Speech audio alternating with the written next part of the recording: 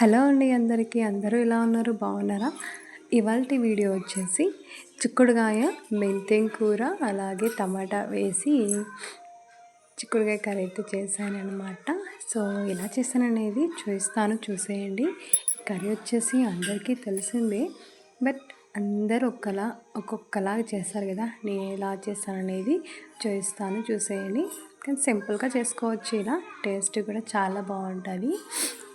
ముందుగా అయితే చిక్కుడుకాయని ఇలా చిన్నగా ముక్కలుగా కట్ చేసుకోవాలి. కట్ చేసుకున్నాక వాటిని మంచిగా కడుక్కొని పెట్టుకోవాలి. తర్వాత ఇలా ఆనియన్ కూడా కట్ చేసుకొని, టమాటాలు కూడా కట్ చేసుకొని, అలాగే మెంతి కూర కూడా నేను కట్ చేసుకొని కడిగేసి పెట్టుకున్నాను.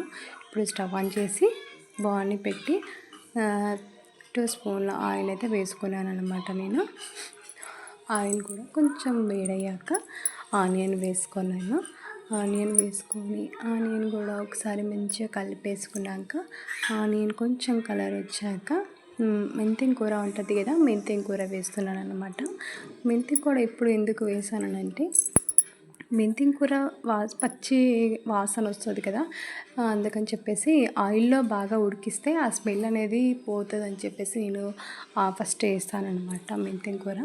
అలాగే ఇందులో వచ్చేసి 1 స్పూన్ అల్లం వెల్లిపాయ కూడా వేస్తున్నాను. అలాగే 1 స్పూన్ పసుపు కూడా వేసుకొని మనకోసారిగా మొత్తము ఇలా కలిపేసుకోవాలి అనమాట.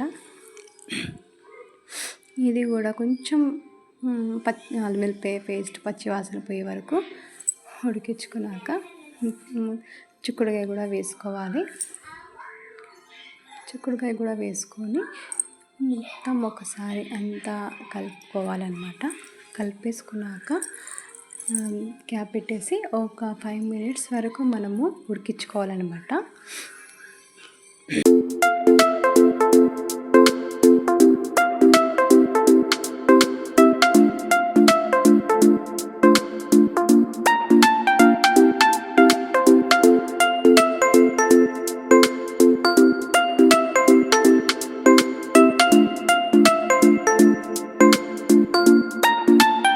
ఇప్పుడు ఇందులో నేను 2 స్పూన్లు ఉప్పు అయితే వేసుకుంటున్నాను. ఉప్పు వేసుకొని మరి కొద్దిసేపు ఉడికించుకుందాం మనము. ఇది స్టవ్ చిన్నగా పెట్టుకొని ఉడికించుకోవాలన్నమాట. అలాగే మధ్య మధ్యలో కలుపుతూ ఉండాలన్నమాట, ఎందుకంటే మాడిపోతుందని చెప్పేసి నేను మధ్య మధ్యలో కలుపుతూ ఉన్నాను. నెక్స్ట్ వచ్చేసి టమాటా కూడా వేసుకోవాలి.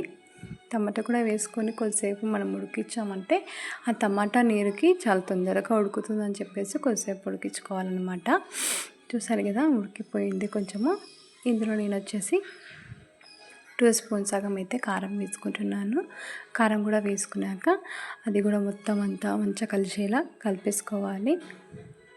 చూస్తున్నారు కదా, ఇప్పుడు కలిపేసుకున్నాక ఇప్పుడు ఇందులో నేను ఒక గ్లాస్ సగం వాటర్ అయితే వేసుకుంటున్నాను. ఆయిల్లోనే ఉడికించుకోవాలంటే అది మాడిపోతుందని చెప్పేసి ఒక గ్లాస్ సగం వాటర్ అయితే వేసుకొని ఉడికించుకోవాలన్నమాట.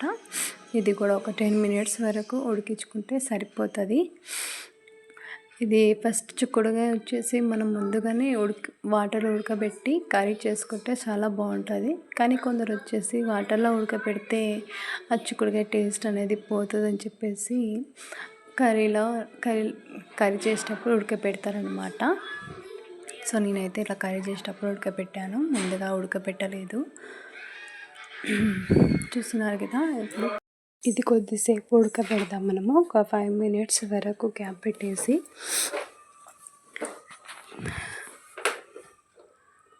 చూస్తున్నారు కదా. ఇప్పుడు ఇందులో వచ్చేసి నేను ఇంకా ఒక 2 స్పూన్ నువ్వుల పొడి అయితే వేసుకుంటున్నాను. ఇందులో వచ్చేసి నువ్వుల పొడి లేదా పల్లీల పొడి కూడా వేసుకోవచ్చు, చాలా బాగుంటుంది. నేను వచ్చేసి నువ్వుల పొడి అయితే వేసుకుంటున్నాను.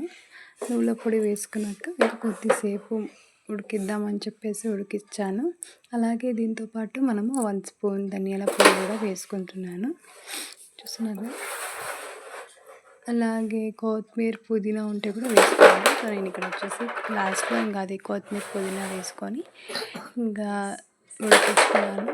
సో మొత్తానికి కర్రీ అయితే కంప్లీట్ అయిపోయింది.